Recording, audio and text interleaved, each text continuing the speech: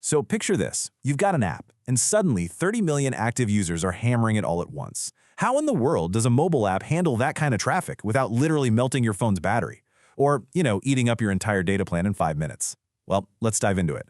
The secret isn't just throwing more servers at the problem. It's actually all about the fundamental architecture, and specifically how your mobile client talks to the backend. Today, we're cracking open the playbook on mobile system design to see exactly how the big players actually pull this off.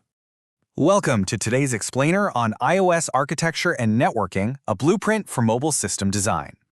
Here's our game plan for today. 1. The blueprint. 2. Connecting to the backend. 3. HTTP versus WebSockets. And finally, 4. Real-world protocol decisions. All right, let's kick things off with Section 1, the iOS architecture blueprint, laying the foundation. Look, building a massively scalable iOS app is exactly like building a skyscraper. If you don't have a rock-solid foundation, the sheer scale of the mobile domain is going to crush you. I'm talking UI frameworks, lifecycle management, threading, local storage, caching strategies, the whole shebang. Without a clear, layered blueprint, your codebase will absolutely collapse into an unmaintainable mess the second millions of people try to use it. A strong foundation is your only way out. To tame all that chaos, modern iOS architecture separates concerns into very distinct layers. Think of it like this. Step 1 is the UI layer, which is where your users actually interact with Swift UI or a UKit. Then, Step 2 is the domain layer. This houses your core business logic, though honestly, you might skip this for super simple apps. And Step 3 is the data layer, which manages your repositories and network data sources. By separating things out like this, we finally escape the dreaded massive view controller anti-pattern. It makes the app testable, maintainable, and most importantly, it makes it scalable. But the real magic is how these layers actually talk to each other. Enter unidirectional data flow, or UDF. It is a really simple but incredibly powerful rule.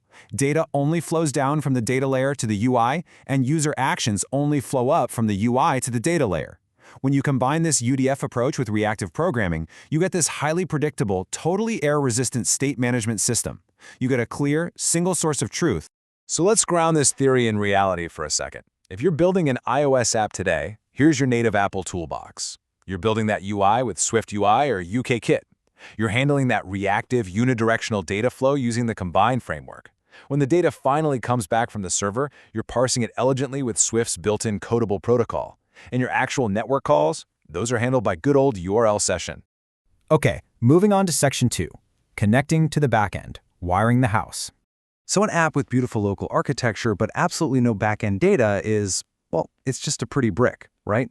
But wiring the house introduces a massive networking dilemma. See, traditional HTTP and REST are fantastic when the client initiates the connection. Like when your app asks the server for data, they're great, but they are terrible when the server needs to push real-time updates down to the app. Why? Because HTTP only lets the client make requests. The server can't just knock on the App Store unannounced. Historically, the classic workaround for this was polling. The app just repeatedly asks the server, hey, anything new? How about now? Now? Just over and over again. We can actually dismiss this right away. It's an incredibly inefficient battery drainer, it uses massive bandwidth, and it simply does not scale for modern iOS apps. Just imagine 30 million users asking your server for updates every 2 seconds. No way. A definite step up from polling is server-sent events, or SSE. This is basically a single persistent HTTP connection that's kept open so the server can push text-based updates down to the client. It's a great, really resource-friendly solution for one-way updates. But here's the catch. Because it is strictly unidirectional, meaning server to client only, it hits a complete brick wall if you're trying to build two-way features, like live chat, for example. And that brilliantly illustrates exactly why we have WebSockets. A WebSocket connection actually starts out as a standard HTTP request, but then it's upgraded to a persistent, bidirectional, full-duplex TCP connection. It is quite literally the ultimate tool for seamless, real-time, two-way data exchange. Both the client and the server can just send messages to each other freely at any time without having to constantly open up new connections. Which brings us nicely to Section 3, the great debate, HTTP versus WebSockets.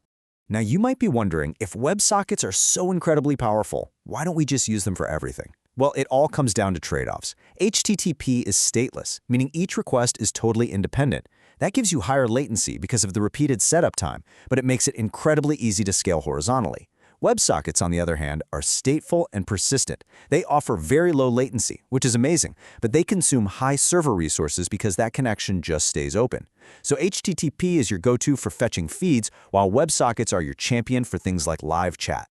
If you want a really easy mental model for this, think of it like this.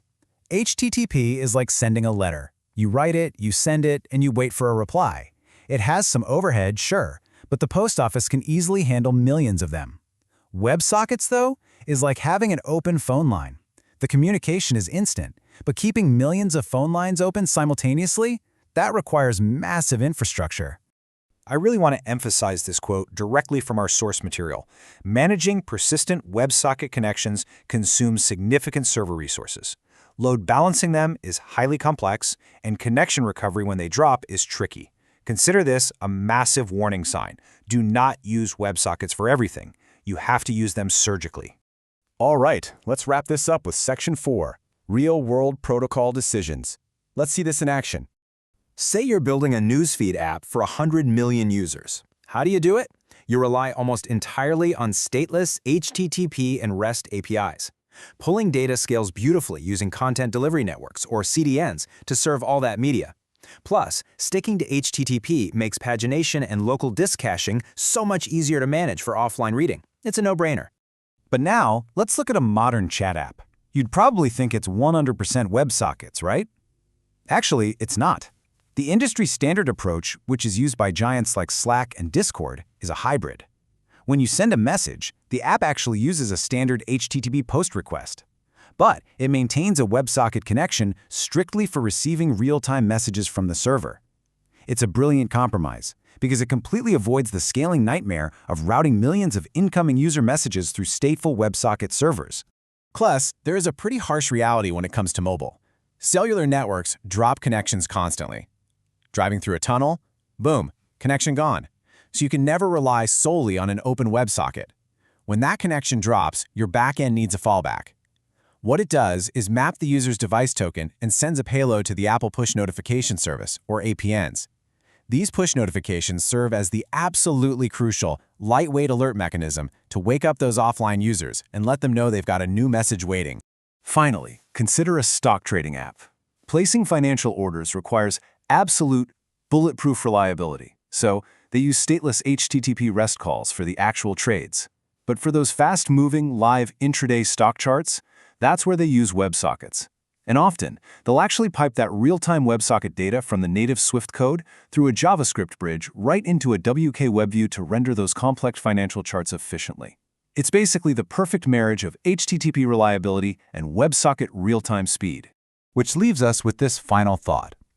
In an industry that is totally obsessed with real-time everything, is HTTP becoming a legacy choice? Or, as we've seen today, is it actually your mobile app's absolute best defense against a total scaling nightmare? The next time you're building an iOS feature, remember, your architecture is only as strong as the protocols you choose. Keep learning, keep building, and I'll catch you in the next explainer.